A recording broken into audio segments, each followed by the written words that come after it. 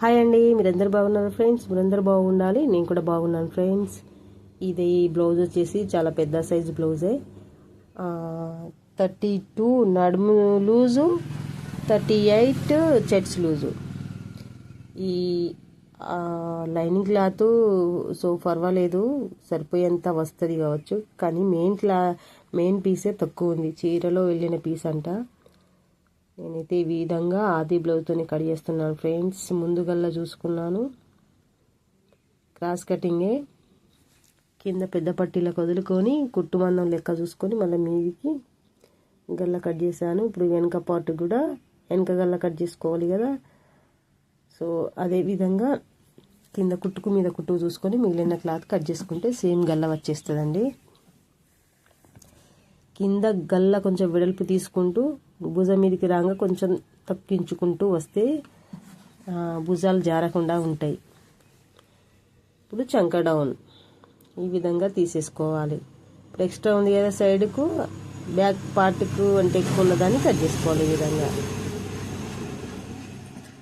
So గల్ల మీద ఉంది కదా భుజం మీది, ఇది ఎక్స్ట్రా ఉన్న పీస్ని ఇది కూడా నీట్గా కట్ చేసుకోవాలి ఇలాగా ఫ్రెండ్స్.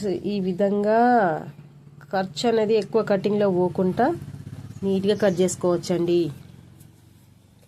ఇందులో మెయిన్ విషయం ఏంటంటే మెయిన్ పార్ట్ పీస్ అయితే తక్కువ ఉంది. దాన్ని ఏ విధంగా అడ్జస్ట్మెంట్ చేసుకుంటూ కట్ చేసుకోవాలో సో చూస్తూనే కట్ చేసుకోవాలి. వాళ్ళైతే చెప్పారు, ఎట్లనే చేసి కుట్టమన్నారు. నేను కూడా ట్రై చేస్తున్నాను. కొంచెం సైడ్లకు అక్కడక్కడ జాయింట్ పడ్డ పర్వాలేదు, కానీ జాకెట్ అయితే కంప్లీట్ చేయాలి అని అనుకుంటాం కదా. అదే ఆలోచనలో ఇప్పుడైతే మనం వర్క్ అయితే కంప్లీట్ చేద్దాం, ముందుకెళ్దాం. చూడండి, ఇదైతే lining cloth back part front part రెండు కట్ చేశాను, క్రాస్ కటింగే. ఇలా చూడండి, ఈ విధంగా పీసులు అయితే కట్ అయినాయి. ఇలా నీట్గా కట్ చేసుకోవాలండి ఫ్రెండ్స్. నా వీడియో కొత్తగా లైక్ చేయండి, నా ఛానల్ని సబ్స్క్రైబ్ చేసుకోండి ఫ్రెండ్స్. మీ సపోర్ట్ నాకు అవసరం ఫ్రెండ్స్. ఇలాగా మెయిన్ క్లాత్ అండి, చిన్నగా ఉంది మెయిన్ క్లాత్ పీసు.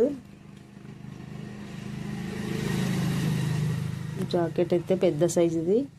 మనం కట్ చేసే దాంట్లో అడ్జస్ట్మెంట్ అంటే వేస్ట్ కట్ కాకుండా జాగ్రత్తగా చూసుకుంటూ కట్ చేసుకుంటే బరాబర్ వస్తుంది. ఇలా ఎక్స్ట్రా ఉన్నది కింది సైడు నేను సీదా చక్కగా ఉండాలి కాబట్టి ఎగుడు దిగుడు ఉన్నదని సీదా కట్ చేసేస్తున్నాను.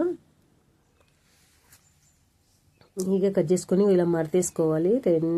మడతలు ఇట్లా వేసుకొని ఓపెన్ అటు సైడ్ పెట్టుకొని జాయింట్ మన దిక్కేసుకొని మనం ఏంటిది లైనింగ్ క్లాత్ కట్ చేసాం కదా, అదే దాని మీద వేసుకొని ఈ విధంగా కట్ చేసుకోవాలి.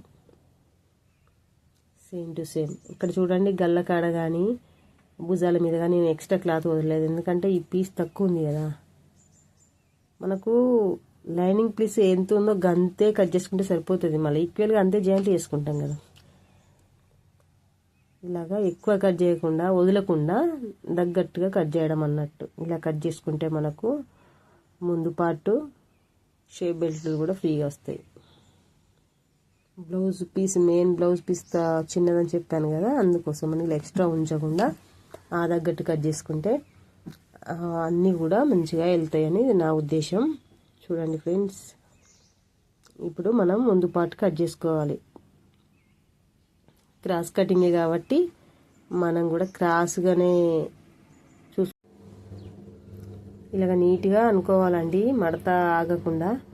మనకు కట్ చేసిన ఫ్రంట్ పార్ట్ లైనింగ్ క్లాత్తో కట్ చేసిన పీస్ ఉంది కదా, దాన్ని మెయిన్ క్లాత్ మీద ఈ విధంగా వేసుకోవాలి. కొలత చూసుకోవాలి, ఎక్కడైనా మూలల మీద తక్కువ పడుతుందా అనేది కూడా గమనించుకోవాలి. సో ఇట్లా ఈ సైడ్ వేస్తే ఎట్లుంటుంది, అటు సైడ్ వేస్తే ఎట్లుంటుంది అనేది చూస్తే ఎడ తక్కువ పడుతుంది అనేది తెలుస్తుంది.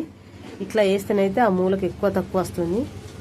కాబట్టి మనం సరిగా వేసుకోవాలి అంటే ఇటున్న పాటు అటు వేసుకోవాలి. అప్పుడైతే నీట్గా సరిపోయేటట్టుంది. నాకు కస్టమర్ అయితే వచ్చారు, వాళ్ళకి నేను కావాల్సిన ఐటెం ఇచ్చి మిగతా చేంజ్ కూడా వాపస్ ఇచ్చాను. సో స్టిచ్చింగ్ కటింగ్ చేసుకునేటప్పుడు వస్తే నేను ఆపుకొని ఆ పని చూసుకుంటాను. సో పనులు చేసుకుంటే మంచిగా ఉంటే మీరు కూడా ట్రై చేయండి. మీకు టైలరింగ్ ఉంటే నేర్చుకొని 2-3 రకాల పనులు చేసుకోవచ్చండి ఇంటి దగ్గరే ఉండి. ఫ్రెండ్స్ నా వీడియోకి అయితే ఒక లైక్ చేయండి, నా ఛానల్ని సబ్స్క్రైబ్ చేసుకోండి ఫ్రెండ్స్. మీ సపోర్ట్ నాకు కావాలి. మరో వీడియోతో మీ ముందు ఉంటాను. చాలా మీ కామెంట్ కోసం, మీ అమూల్యమైన కామెంట్ అయితే చేయండి. నేను నా మార్పులు చేర్పులు చేయాలంటే. Thank you for watching.